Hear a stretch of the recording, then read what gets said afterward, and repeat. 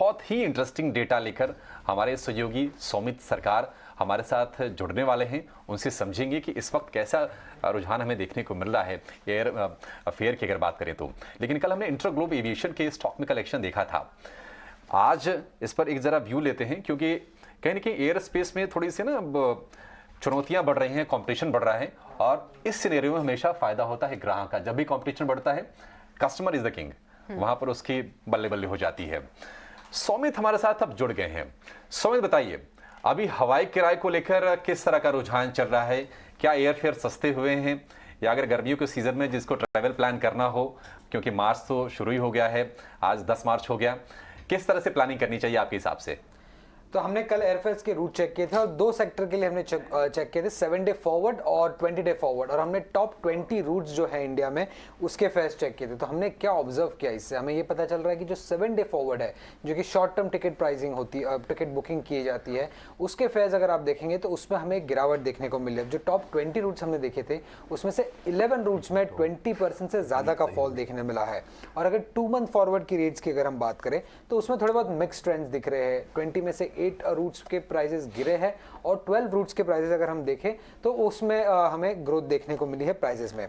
अब 7 day forward में अगर हम देखें तो जो टॉप 5 रूट्स है जिसमें सबसे ज़्यादा गिरावट देखने को मिली है एयरफेयर्स में, वो है मुंबई हैदराबाद, हैदराबाद मुंबई, दिल्ली पटना, मुंबई कोलकाता और दिल्ली हैदराबाद। ये सभी रूट्स में 29 से 35% का ड्रॉप देखने को मिला है हमें टिकट प्राइसेस में।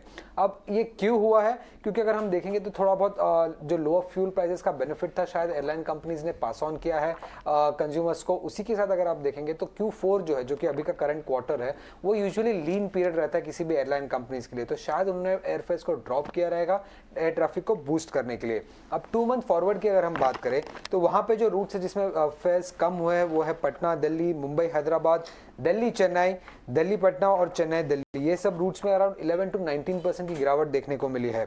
बट मुंबई बेंगलुरु और बैंगलोर मुंबई की अगर हम फ्लाइट देखें तो उसमें 50% ग्रोथ देखने को मिला है टिकट प्राइसेस में। उसी के साथ दिल्ली पुणे, कोलकाता दिल्ली और दिल्ली बेंगलुरु, ये रूट्स पे करीब 14 to 32% का हाइक हुआ है। और ये क्यों हुआ होगा?